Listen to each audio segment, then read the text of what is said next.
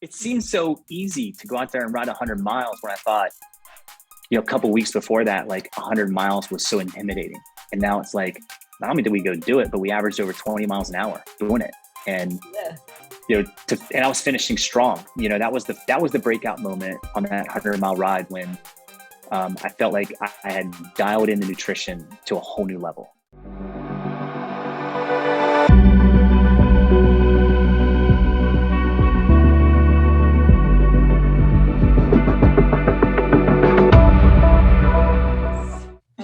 Looks like we are live. Let me close this window, making sure that we don't hear some feedback. How are you guys doing, Ironman and beyond?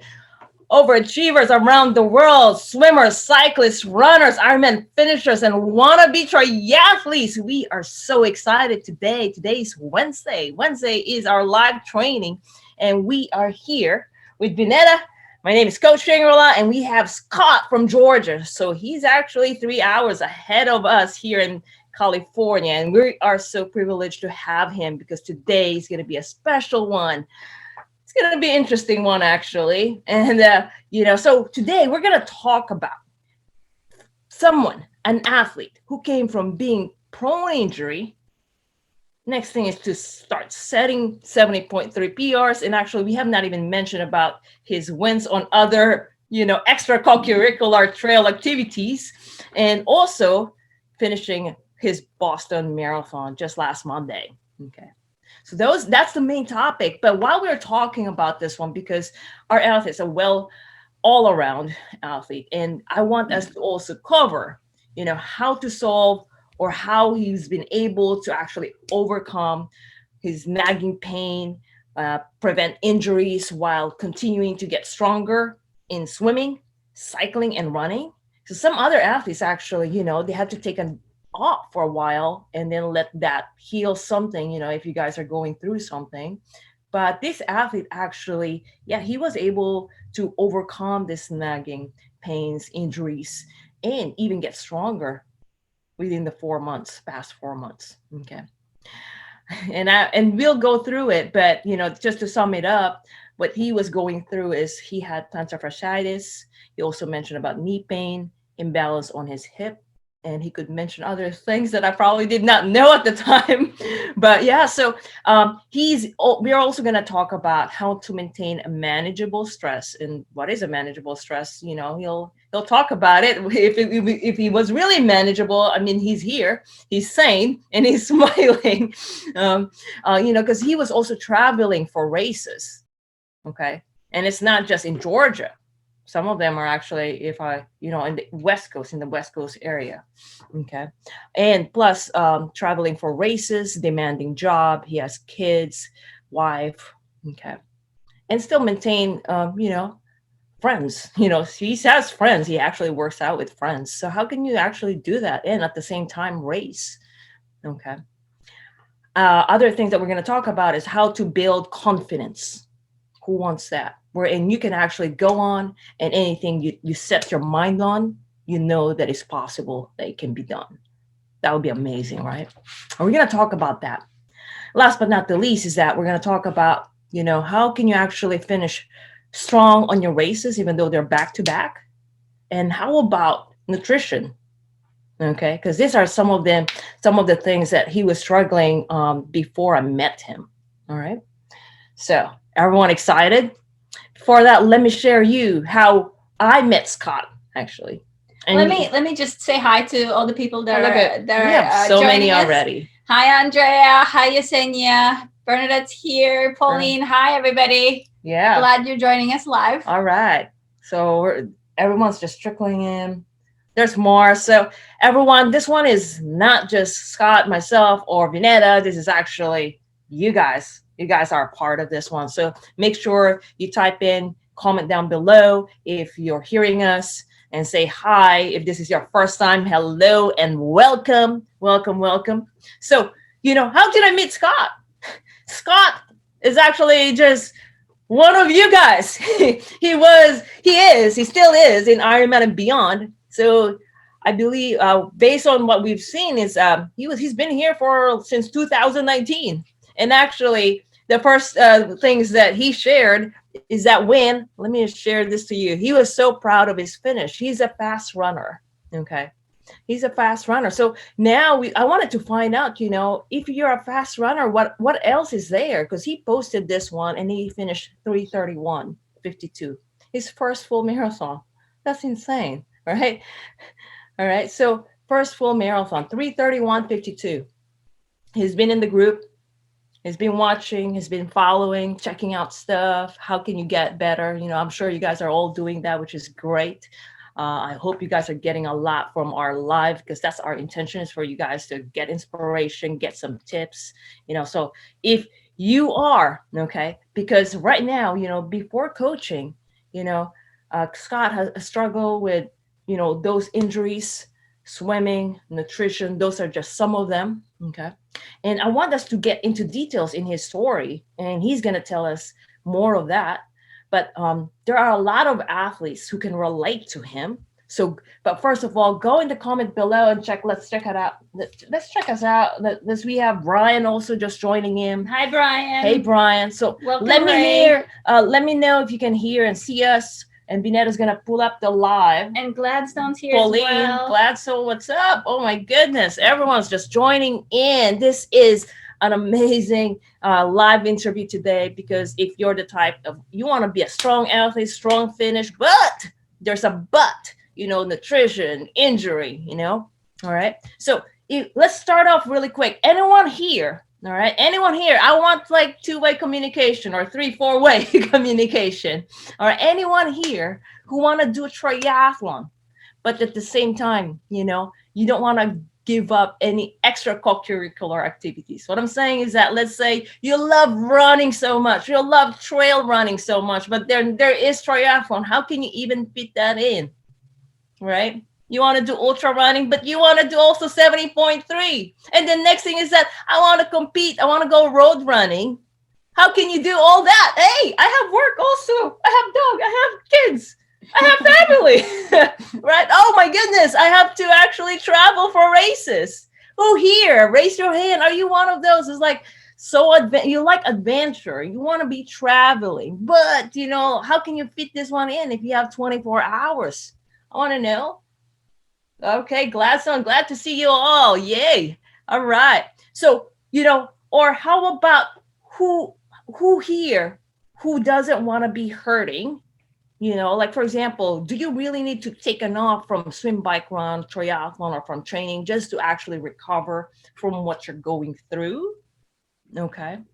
Or who here wants to not let the nutrition be a problem or be a struggle from you getting the result that you want? So for example, wouldn't you want to actually get that finish on your 70.3 on that half marathon when you can actually feel so strong and you don't have a but my nutrition fail, right? And you can't see the result. Okay. Or who here, okay, who has been seeing, let's say, doctors, chiropractor, physical therapists, but unfortunately there's not like a much better, I want to be faster. Is there any other way to solve this? If you have nagging pain or discomfort. Well, I'm hoping that Scott will let us know. Okay, what he did, because, when I was talking and coaching, when I've been coaching him, like he did answer something and something, like, for example, coach, I have problem with my hip, and then later on knee. And then when I was on the call with him, coach, I actually had plantar fasciitis before. I'm like, what? I did not know that. All right. So there's like popping up different things. So are you one of those athletes who are struggling with this kind? All right. So I want to see in the comment below, Vinetta's actually looking at the live right now as we go on. So raise your hand. Okay. Because if that's you, this is your live training, especially, you get tired of actually not seeing your result. Yeah, because there's a lot of people who want to win every time you race. I mean, Scott wants to win every time he races, right? I mean, that's he wants awesome. adventure. It's awesome to win. All right. I know Scott wants to share his story now. So let's welcome Scott from Georgia. How are you doing, Scott? Glad to have you here. Thank you so much. I'm great. Thank you for having me. It's a privilege to be here. Awesome. Well, first of all, we want to say congratulations of your recent finish in Boston Marathon. And that was your first time in person, Boston Marathon. And in fact, you did that 10 days after you beat your personal record in Memphis. How does that feel for you? I mean, actually, both events were amazing. To be able to go and have the confidence to be able to run a full marathon 10 days after a 70.3, being able to train up for that and even just think that that's even possible was beyond my expectations 6 months ago. There's no way I could have even fathomed it. And when I got the slot for Boston, it was something else to consider, like not doing Memphis or cutting out some other races. And, we just put together the right plan to be able to do both, and let alone PR my 70.3 and then actually feel good and confident going into Boston was, again, just a whole nother level of endurance that I never thought I had. Yeah, actually, I remember looking at your training peaks or training plan 2 days after you finish your Boston, the Memphis 70.3. It was on Saturday and then Sunday, and you're back on Monday. You're on a 1 hour with some sprints. And like you said, Coach, this is the best feeling I've ever had. And, he did not run a slow half marathon. It was sub 2 hours. And that's why he got his PR of 5:37:48. Wow. So you had Memphis 70.3. It was a PR. And in fact, it was not an easy Memphis 70.3. Tell us more about it, because I know it was raining. How was that experience for you? Yeah, actually the first, check-in day was really hot and humid and sunny. So it was kind of melting you the day before to try to stay hydrated. Sure. And then we show up for the race and it was raining so much that the parking lots were flooded and they delayed the swim start. So one lesson learned there was I actually packed a snack for the swim, not knowing how long it might be. And it actually worked out really well. So, because they delayed that start by almost 45 minutes for my time zone or my time, qualification. So, but it rained the whole time. So the swim was on a small lake. And at first it was real flat. And by the time I was halfway through it, there was, 1.5 feet waves coming over you because it was like swimming in the ocean. Yeah. And then we moved to the bike and all the roads filled with water from the rain, and the potholes, you couldn't see them. So there were so many crashes and flat tires, and to be able to be fortunate to come out of that with, again, hitting a goal time on the bike portion. The only reason I didn't PR by more was because the transitions were so muddy that you had to avoid the thick mud and just try to, survive without getting totally caked with mud in your cleats and your run shoes. Wow. So quite an experience and an adventure for what that course was. Yeah, I did race on when it's rainy, and it could be slippery, just unclipping that cycling shoes. And in fact, it could be I'm actually going to share your time right now. So this is you, Memphis, 5, if my computer is cooperating right now. Okay. So 5:37:48 with that muddy transition and rainy bike, 2:48. Wow. That's very impressive. Wow. 2:48 and total of 5:37:48. And I went back after that race, went back to work. Did you go to work afterward? We actually drove home straight after that race. So we basically changed in the parking lot and with wet and rainy and muddy. And you got to do what you got to do, right? Trail runners, ultra trail runners. You learn to survive. And so that day we finished around 2:30. We got in the car around 4. because you couldn't park anywhere near the event because the parking lots were closed because it was grass. Oh, okay. Gotcha. And my wife drove home and I sat in the back seat for about 2 hours with my recovery boots on and just massaging my legs and ice and doing all the things that you can do in a car ride for a couple hours. And then when she got tired, I took over and drove home. And we got home about 1 o'clock in the morning. Oh, goodness. And I was happy to see on my training plan the next day that I had a 90-minute run.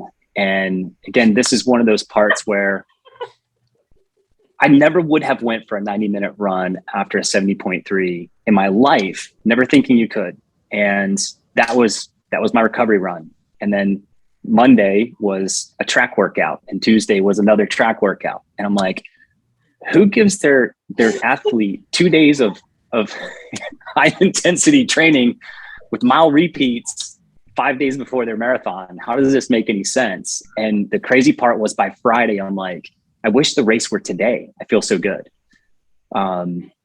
So actually waiting the extra day or two I was just ready to go. Yeah. So you did run right after your 70.3. And you still did it because it was your plan. So how did that feel though when you were running? I know I mentioned that, but I want to, because you saw it, like, who plans like this? Yeah. I don't know. You ask your coach. And you mentioned my friends. I do have a group that I try to run with from time to time, and Tuesdays are run day. And they're going, where are you at? We're going for dinner. I'm like, I'm not done doing my mile repeats yet. And they're like, how many are you doing? I'm like, 8. And they're like, seems like a lot. And I'm like, I don't know. I feel good. And, it wasn't so much about doing mile repeats. It was the way in which we were doing them and the way that there was recovery in between and the amount of effort. So it's like all these things that I never would have put together by myself. And, I've been running since I was in elementary school. Now I'm in my mid 40s.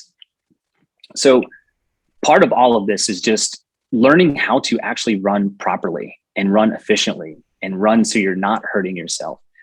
And that was a big part of, again, like I would finish a race and I'd be injured or hurting where I need a week or 2 weeks, just simple workouts or skipping running and just, riding the bike or going into the gym for strength training. And never would I ever swim after a long run. And that's now my favorite thing to do. So it just helps, again, with the recovery and getting me, back in the game quicker. Wow. All right. Well, let's talk a little bit more about where you were like just 4 months ago, actually. Like, how was that different from where you are now? Where did you start from? Coach hit on it with my injuries. That was a common theme. I ran a marathon last November, and ever since I seem to have plantar fasciitis. So it was it just wouldn't go away. And I would run some 50Ks in different races, but it just was so part of me that I would do enough, massage and trying to get it to a spot. I was always taping it and trying just anything I could do to make it go away. And it would go away long enough for me to go do a 5 or 6 mile run or 25, 30 mile bike. And then it was just right back. And it just became so natural to me to have that pain to run through every day that it became the normal. And, the same thing with my knee pain and my hips. So part of what I've learned over the last 4 months was the places where I was hurting was not a result of that muscle or that area hurting. It was the victim of something else. Good. So being able to identify what was actually the cause of the pain for the area that was hurting made all the difference to me. So that's where I could actually start to work on developing those muscles, the stabilizer muscles, creating balance in my body so that I wasn't overusing those muscles that would then fatigue, that would give me pain somewhere else. And I think that's the biggest part today. That is where I'm at versus where I was 4 months ago. Wow. Are you guys hearing this? He's giving you all the secrets of what he did. But also, you didn't mention that before you also were doing a lot of work. I remember you saying to coach that you were doing a foam roller, you were doing you were already doing those, like the hot tub, you were doing PT too. Oh yeah, absolutely. That's what I mean. It's like it was taking working. Yeah, it was taking all of that effort to just go out and just be able to run with the pain. So now it's treating the areas where the issues are, and not, like I said, the victim was my calf or my heel area or my knee. So now it's understanding where that pain was the source. I'm able to actually, like, with the foam rolling that I'm doing today, is not just about like treating that one specific area. It's about working out my whole body and doing it in a way that increases my flexibility. Like I used to be able, do my hurdler stretches and my butterfly stretches. Like I can get my nose to the floor. Like I've never been able to do that in my life. I've been doing those stretches since high school. So the amount of flexibility has tremendously improved just from the way I'm actually using the foam roller. You buy a foam roller and it comes with a couple stickers that shows you do this, do that, do that. And having some videos, having some training, getting the proper way to use the tools and use them to the point where they're the way they're really designed, and not just, okay, I think I'm foam rolling. Just like I was running, like I've been running since high school, but I've been running wrong. I just 2 weeks ago, I kind of figured out how to breathe properly. I mean, this is 30 years of running, and it's silly to say this, but I'm just learning how to run properly and efficiently. And, doing those recovery drills all adds up to, being able to have the confidence each day to go back out and again. Yeah. I mean, back in 2019, you're already running 3:33. You ran a full marathon, and then now you're just telling us, I'm actually just learning. It's funny because when you run, you just tie your shoes and everyone just like, hey, I'm running, I'm a runner, right? But then, exactly. You yourself, you're telling us that it is only right now that you actually have, learned how to run efficiently. Running. And without, yeah, go ahead. Right. And without causing the high impact stress on my areas that were giving me, those weaker muscles that were fatiguing quicker, that was then causing me pain. So, I had that race that was 3:31, but I also had a DNF in there because my knee was hurting so bad I had to drop out. I mean, I literally couldn't take another step. Yeah. And then with some recovery, a week later, I went out and ran a 44-mile trail race. And that's just how it goes for me. So. And I wanted to bring this one up because this one was actually first week. First week, you're already saying, felt very comfortable. And the run was fast for what I expected. It felt like 9:30 pace, but was 7:32. And at the time, you actually mentioned about, running along the hot coals. One of the techniques or cues that you actually learned during the beginning. And is that something that when you're saying, running efficiently, is that more of the cues or the drills, or the technique? Is that something that you just recently learned then? Yeah, I think it was really on my first couple of weeks of being signed up on the plan, and that 75-mile bike ride and brick that you just put up there, that was on like a 95-degree day. So to run a 7:32 pace, so everyone. I think the heat index was like 103 that day. So wow. To be able to feel, again, 75 miles, I never went more than 60 on my bike ever until that day. And we rode 75 that day, rode 75 a week later or 2 weeks later, and then we rode 100. And I say I had a training partner kind of doing this with us, but we didn't do any drafting because it was all interval based. And we wanted to get every ounce of that wind in our face to be able to do that. Wow. You asked me a question and I sorry, I forgot what it was. Well, basically, so is that a result of you being able to actually learn the technique that helps you out, wherein you feel like you're running at 9:30 or you're running slow, but when you look at your pace, it's like, whoa, it's actually, I'm not putting a lot of effort. Yeah, exactly that. So when I say it felt like 9:30, because I was trying to just take it easy. I was trying to run slower. And with the high cadence and the technique change, it made it feel so much easier, but my pace was actually quicker and my heart rate was more, I wouldn't say reduced, but it was in like at a lower heart rate for the pace that I was going. So especially in Georgia where it's that hot, I can easily push into the 170s on a hot day running a 7:30 pace. And, I was able to kind of stay in that 160 range. So it was all things. It was kind of like you're hitting on all these cylinders that just make you feel like you're doing well. You feel like you're improving. You feel like you're hitting your goals. You're getting faster. It's becoming easier. And it was all coming back to the improvement in the pace from the drills, being more efficient, the way I run. Again, I always felt like I've been running the same way that my coach taught me how to in cross country in high school. And it's just so wrong. Aww. But hey, you are a much faster, much smarter runner, and you can actually save your energy so you can go longer and without injury. Yeah, and that's where I'm at today. Like being able to come off. I mean, we talk about the transition from the 70.3 to the Boston, but it was 2 weeks before the 70.3 that I ran a 23-mile mountain trail race where it was 4,000 feet of elevation.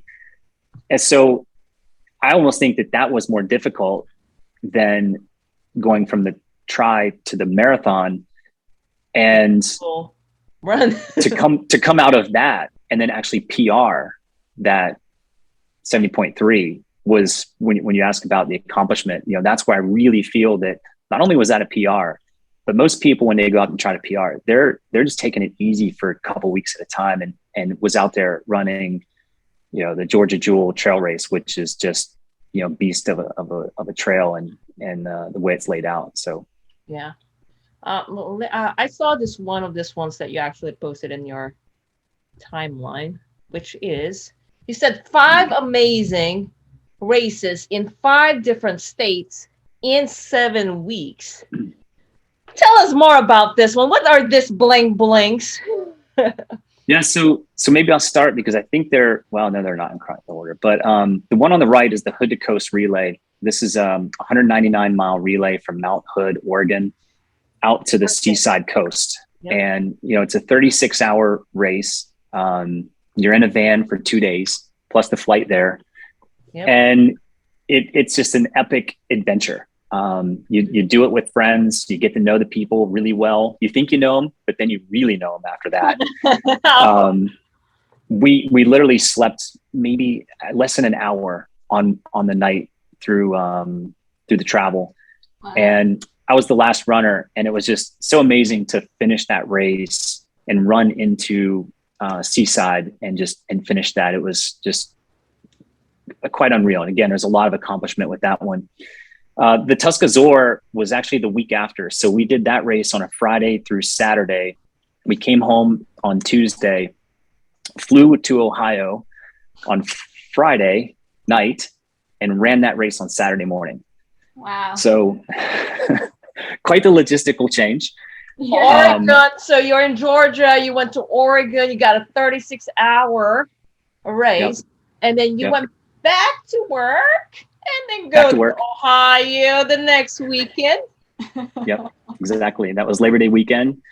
Okay. And we went for a wedding, and I wanted to, I was back home and I haven't been in a race there for a long time. So we tried to find a race. The only thing that was going on was a 100-mile event with and they had a 25 and 50-mile option. So it was the shortest race I could find. And we just went and did it, so. And I know this 23-mile Georgia Jewel is a hard course too. Yeah, that was 23 miles with over 4,000 feet of elevation. Wow. I ended up doing about 30 miles that day because after I ran, I had a friend who was running the 50-mile version, and he got hurt on the trail and he called for help. So I packed a pack and went out and ran the 5 miles out to him and helped get him patched up and then get him to the finish line. Wow. The finish line in this race is the very end, the last 0.2 of a mile. There's a section of road that is a 40% grade that's 187 feet long. So it's basically straight up it's insane. Going into the wall. And this is after your 20 plus miles or 40 plus miles, and your calves are just lit up. It is just the crowning piece of this race. And is that a week after you did what you just said about almost over 30 miles, and then you went back to work again, right? Yep. You have to recover at work. Like, recover at work. okay, recover at work. And then is that when you actually went to Memphis 70.3 or the weekend after that? We had a weekend off in between. Okay. And then we went to Memphis. Yeah. A week off. And you went to Memphis 70.3. So all this once, what we're talking about, Georgia, Oregon, Georgia again, work, went to Ohio, go back to Georgia. Oh, coach, I have a trail run. Oh, I need to also help, another athlete. So I ran at least 30 miles. We had a week off. And then, voila, we got 70.3 Memphis PR. How did that feel? Oh, and then the next thing is that 10 days, Boston. That was basically, as what you posted here, was that 7 weeks.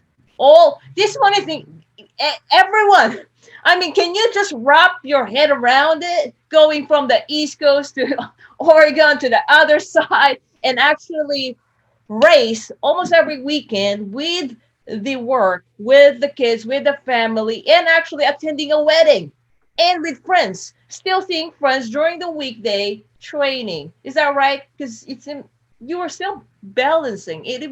Was it hard? Was it easy? Is it something that you normally do, Scott? It's definitely a challenge to get the training in, just because we had the races, and you have your race where you taper up to it, you go do your race, then you do your recovery. So to do that many events in just a short period of time, and not just like events, but they're drastically different. One is a 36-hour relay. One was a trail race that was kind of flat. One was a trail race with mountain. One was a triathlon, swim, bike, run, and then one's a marathon. They were all just drastically different. I had some people, and of course I heard the stories last week with people saying, well, I went and ran the marathon in Chicago, and then the next day ran Boston. And you're like, that's a great achievement. It's amazing. But none of these had any characteristics of being the same.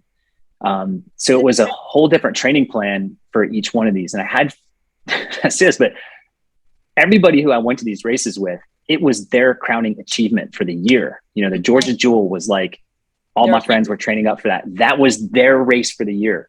I had another tri group that was their race for Memphis for the year. Boston was their race for maybe even a lifetime.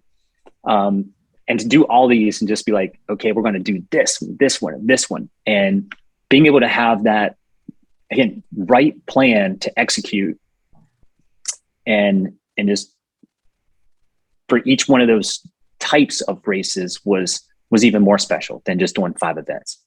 Wow. Totally agree. I have to brainstorm. I'm like right here looking at the plan. How can I make this happen for Scott? I know he's strong, but then at the same time, I want to make sure that he doesn't get hurt. And at the same time, I need to make sure that he doesn't get sick and actually happy with the results. It looks like you're happy. I'm very happy. Very happy. And I haven't been hurt or sick since we started. So. Wow. Yeah. That is very impressive. Would you have done it before? Like, would you have actually thought that you'd end up like this? Because everyone, his main goal, his main goal is actually Cozumel. Yeah. Cozumel, Ironman Cozumel, which is next month. But, we are talking about right now because we have to catch up everything because right now he's already winning even before the main goal. And I said, you know what? You got to bring Scott here. There's so much that, that he's doing so amazing. How is he even able to do that? And then with this, is this a reason how the confidence went up? How did that higher confidence went up? I mean, I know you're a confident, strong man already, right? But, like now, after all this that you've achieved and actually experience it, hey, it is possible. Is that something that actually helped with the confidence, Scott? Or is there any other reason? No, it's 100%. And, you mentioned about, I think you look back when I joined like 2019, I've been lurking for a long time and kind of following your story and just, it was so inspirational. And finally I'm like, okay, I came back from Chattanooga that I did earlier in the year and you didn't put any of these results and you probably should put these up there because it shows you where I was right before I came to the coaching and becoming a member, because I had my worst race ever, and it wasn't good. I was very disappointed because I trained all winter long. I swam so much, and so I swam so much there, and of course I'm a strong runner, and my bike was actually good. But the swim and the run and my overall result, I just was so disappointed with. Yep. And I came back from that and said, I'm going to find a coach. And I looked all the way home. My wife was driving. I was searching on my iPad, and I came back to, following your feistyfox and Ironman and Beyond. So I was like, you know what? I'm just going to reach out here.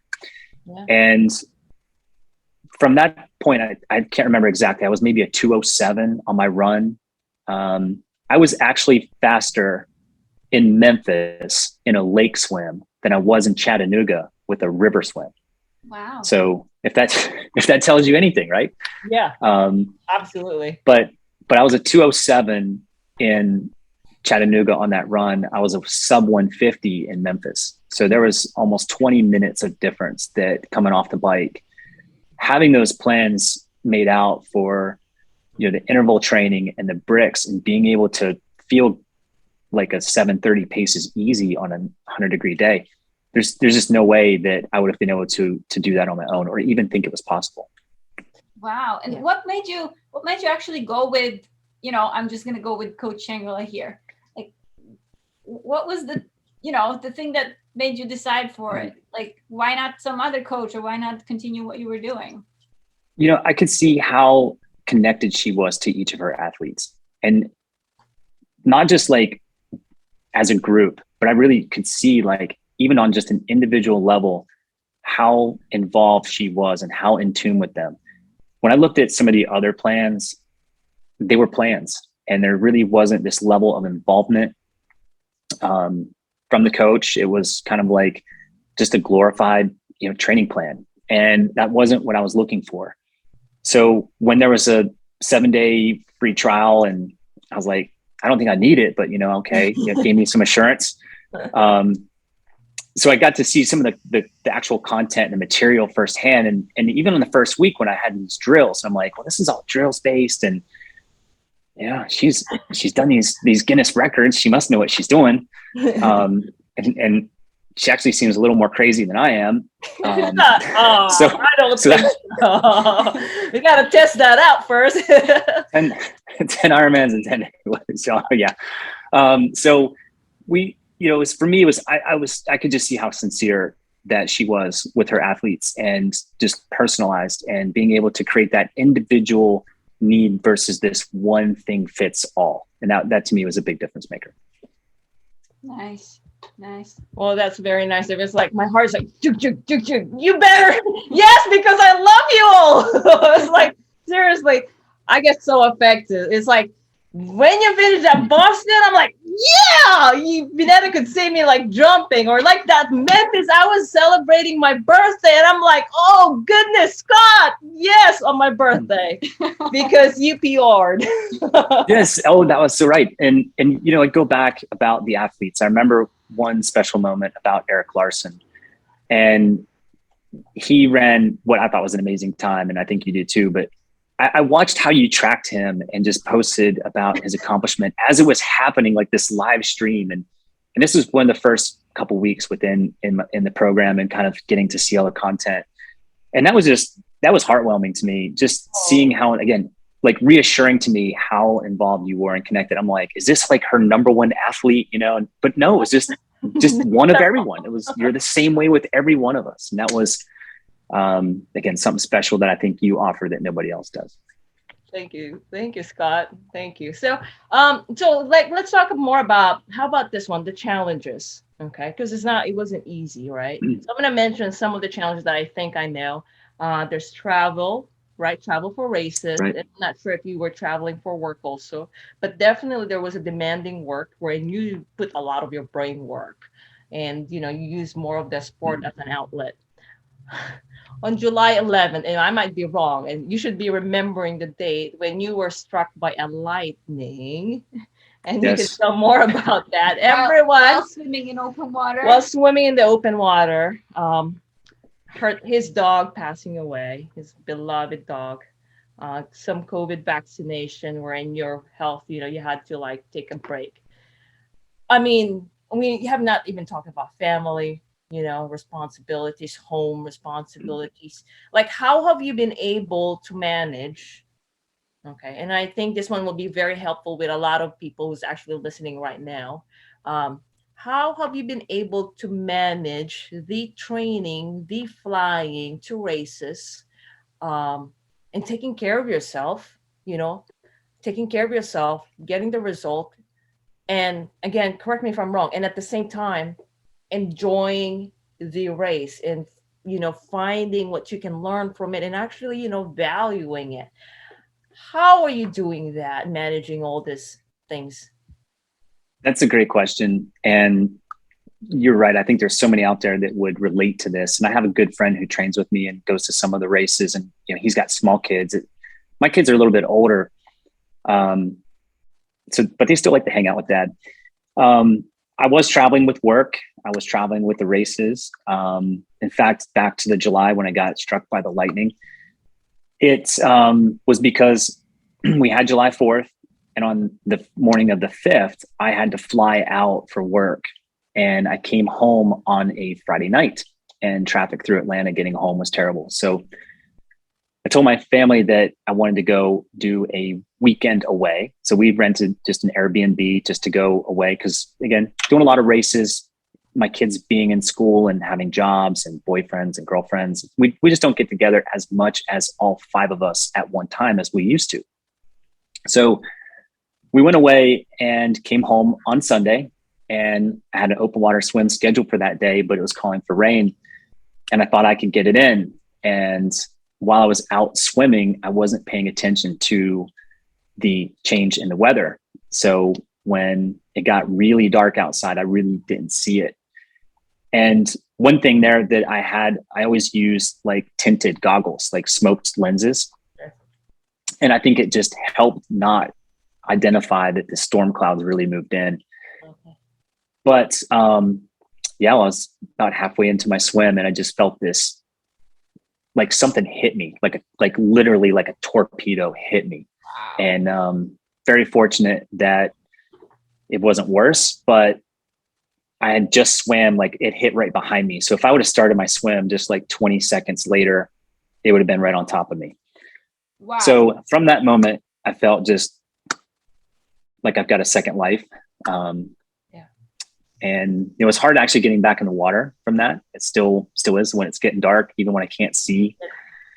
It's a little PTSD there. It comes back. So I try to swim when it's all daylight, and sometimes my wife will come down and watch. But that was definitely a scary moment. Like I said, it took me just a few days to not just recover from that, but to really kind of take it easy because of how much it affected my heart and not being able to push it. Now, here's where I think the crazy started, because that was on a Sunday, and on a Saturday, we did the last man standing competition. Yeah. Wow. So I think I ran 25 miles that day, that next Saturday. And again, Georgia heat, 100 degrees. But being able to, leverage what I'd already learned about controlling my heart rate, running more efficient, was able to help me get me through that. And not only was it about that part of the running, was some of the things about nutrition and hydration. Mm-hmm. So as I was running, I was weighing myself after every couple of miles and actually seeing how much weight loss I was experiencing and how much hydration I needed to intake. And then using all of that knowledge that I was learning on that training run for my next long bike ride, which I was then applying to my next race. So it kind of all started from that sequence of events. Wow. Awesome. Wow. So crazy. Wow. That's so that's actually, so in terms of the nutrition, you touched base on the nutrition, right? It looks like it's more of being aware of how your body's functioning and actually acting on it, adjusting to it with how your body's progressing. And that's what you've learned recently. Is that how you got that, understand your nutrition now? Because I know that's one of your struggles as well. I think, before, I had no real understanding of how many carbs I needed, how many calories I needed, how much consumption I needed. And I also thought that you ate your nutrition, and I've learned to drink my nutrition and, do other things than what I thought was the right way to, consume those calories or consume those electrolytes. So over the last few months, being able to kind of identify some of the products that make the nutrition easier when you're on your bike or on your run. So it's trying to stack that in a bottle so that you don't have to just worry about your stomach kind of getting out of shape, or, can I really eat this bar right now? So if you can drink your nutrition and get past the idea that you'll be hungry, all being mental, was a big win for me. That was, I think, one of the big breakthroughs that I had. I think it basically opens up what else is out there, besides of what you already know. And then now getting all that information and actually, how about me? Right. And we had the also our registered dietitian answering questions besides me. Having the race nutritionist gave me just a couple little nuggets that were just, again, things you don't get from your friends or from other people doing races. Being able to ask those questions and have those resources available was a big, again, just a big win in how I now stack my nutrition and how I prepare for my nutrition. And, whether it's the pre-workout or the post-workout or the post-race, what I kind of went for. Even I mentioned about the Memphis race. We did the call with the nutritionist right before that. Right before that. And I was able to take what I was learning there, even if it was just validation, it gave me the confidence to put it back into my meal plan for that race. Yep. Nice. That's awesome. So I'm just curious, because out of all the things that you've gained and learned, there's nutrition, there's all the endurance stuff, the back-to-back racing, how to recover, running technique, swimming technique, confidence, all the building that you've been able to do. Out of all of that, what would you say would be like the number one thing that Coach Shangrila really, like, what made the biggest difference for you out of all of that? I think it's the plan, and having, she takes what you want to do, what she thinks you're capable of doing, maybe pushes you just past that, and giving you a plan that's so balanced to what you're trying to achieve. And I think I was a special little project there with the trail running and the relays and the races and so being able to kind of put a plan like that together for me, where I'd be trail running on a Sunday night and then in the pool the next day, or on the bike with a brick. And, I was doing bricks on Thursday nights, and I'm like, this has never happened before. And the next day I'd be like, I'm going to be dead. And I wouldn't. I'd have tons of energy. And then I'd go Saturday and I'd do this 75-mile ride with a 4-mile run. And the next day would be like 16 miles on a track. And I'm like, how is that even possible? Like, I can't even get rehydrated in time to do that. But I would wake up and I'd go to the track and I would go out on this run. And I'm like, I'm actually really enjoying this. This is kind of crazy to think that I'm out here with what I did yesterday. And it just seemed like she knew exactly what I would need before I would even go do it. And that was, again, back to the success. There's no way that I feel like I would have gotten that kind of a plan anywhere else. It's super customized for a crazy race schedule. When I talk to Scott, I was like, well, I get tired just reading trail run back to back. Where can I fit? How can we train this one so you are recovered already by the time you go to Memphis? How about the Boston? So like I have to. So we did our first. My brain. Before we did the Hood to Coast relay the weekend before I did my first Century bike ride. Yes, yes. And you had in the plan for me to complete that in 6 hours and 15 minutes. And we completed it in 5 hours and 12, 13, somewhere right in there. So like I beat that by like an hour. And I'm like, I think she's going to yell at me.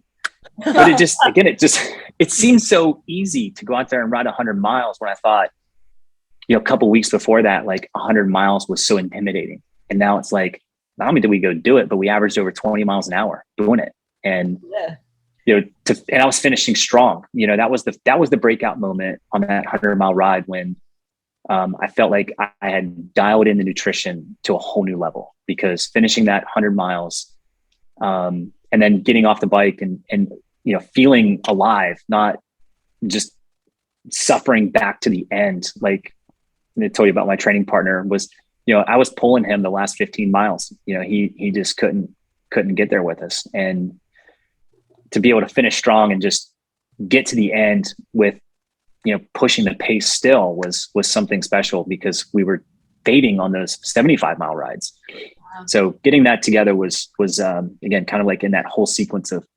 events, and then using that to go into, Hood to Coast, and then the other, trail races was just a perfect way to test it all out.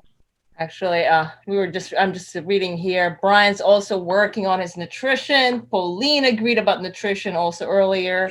And wow.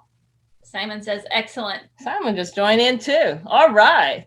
Well, we actually touched base a lot of what Scott has shared to us. We touched base about the training, and it's not just about going hard all the time. It's actually being smart at the same time, because when he started feistyfox coaching, like I said, he was already running faster. But other than that, he started running, more efficiently, saving energy. Okay. And actually being able to run and at the same time do triathlon, wherein he's not sacrificing swimming and cycling. He actually just PR'd also the Memphis 70.3, and he did not give up his ultra trail running. He actually did a lot more.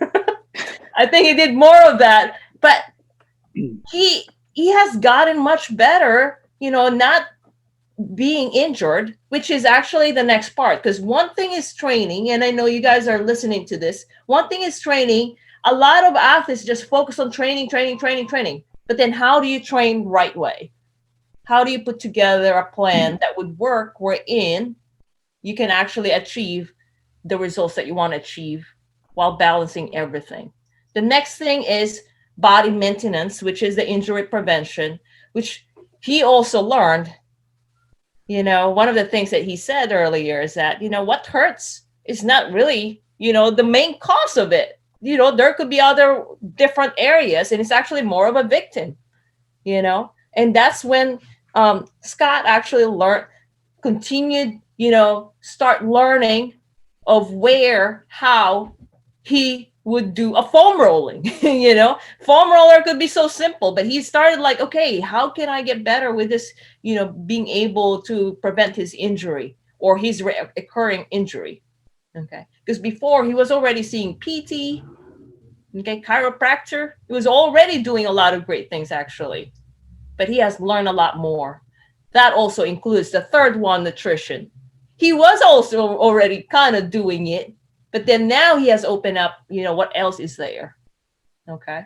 Are you guys catching those? Vinata, make sure that we're reading everything.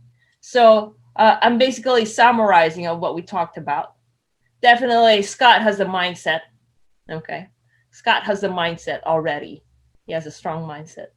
But then now he got stronger because he has the confidence, because it's not just me motivating him. Hey, you can do it. And actually, it's more of like, yes, coach, I can do it because I did it. I experienced it. I actually have it in my chapter where I will remember this. If I did that before, why can I not do another thing? What is the next one? So I don't know what's the next one for him after Ironman Cozumel, but his mindset has gone stronger. He has already a strong mindset, but now he's unstoppable. He has got, it wasn't easy. Like we said, he had challenges, family traveling for work and races, and just balancing time. Okay. And then the last but not the least, race strategy. Well, Scott, we want to congratulate you. Woohoo! It's just actually we're just in the middle, or maybe as a start, because you're just about to do your full Ironman Cozumel. It's not even the grand, goal that you told me. The other one's like, gosh, I'm just gonna do training, but you're feeling good right now. So you have Ironman Cozumel, and you're just starting, and you're starting really strong and well, because right now, you have a lot more knowledge and experience in how you can actually solve these things, right? It's just the beginning. It's so much growth ahead of you, Scott. So for everyone who's watching, this, are you guys inspired? Because if you are inspired and you're learning a lot, I want to know, Scott want to know, Vinetta want to know, so we can continue doing this live every week, all right? So we can continue giving you value. This is what we do in Feisty Coaching. We help busy high achievers crush their races, no matter what kind of challenges that you're having. Whether you're already a fast runner, just like Scott, but there's a but. What are those but? What's holding you back? For example, what's your break? What's holding you back from getting the result? How about that you're capable of something,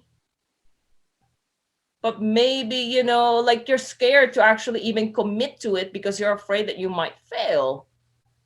Okay. Or maybe you already have a lot of friends just like Scott, like who already are fast, but then are there any other ways for you guys to actually solve what you're going through? Because that's what actually Scott has gotten with Feistyfox Coaching. He has a lot of fast friends. Really good friends, really good environment, Scott. Your wife is so supportive. You guys are like really good partners.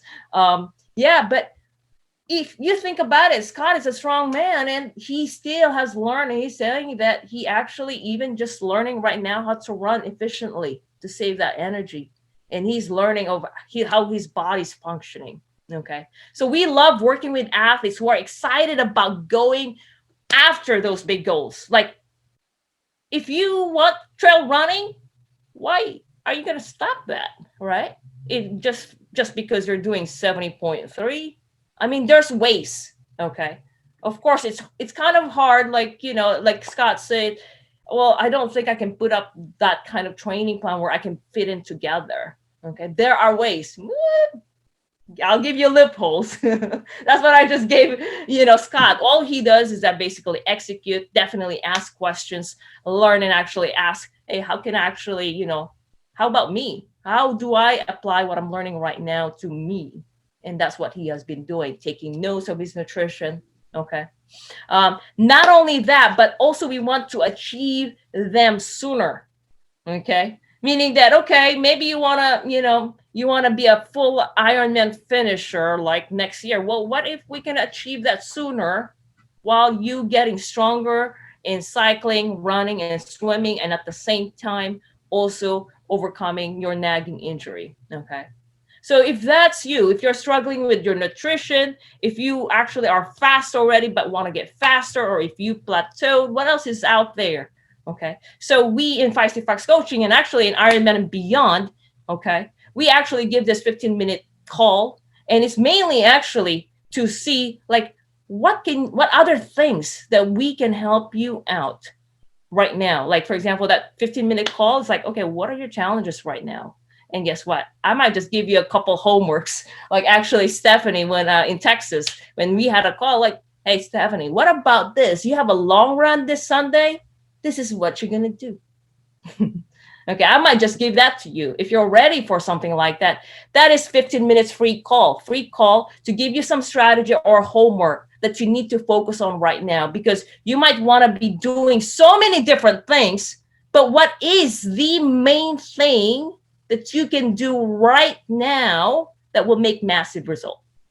Okay, so if that's you, okay, just go ahead and comment down below, help coach. Okay, so we can actually have Vinetta or myself give you a message and actually check out how we can help. And also, that's also a time we're in, hey, are you ready to get help by us? Because we don't really help everyone.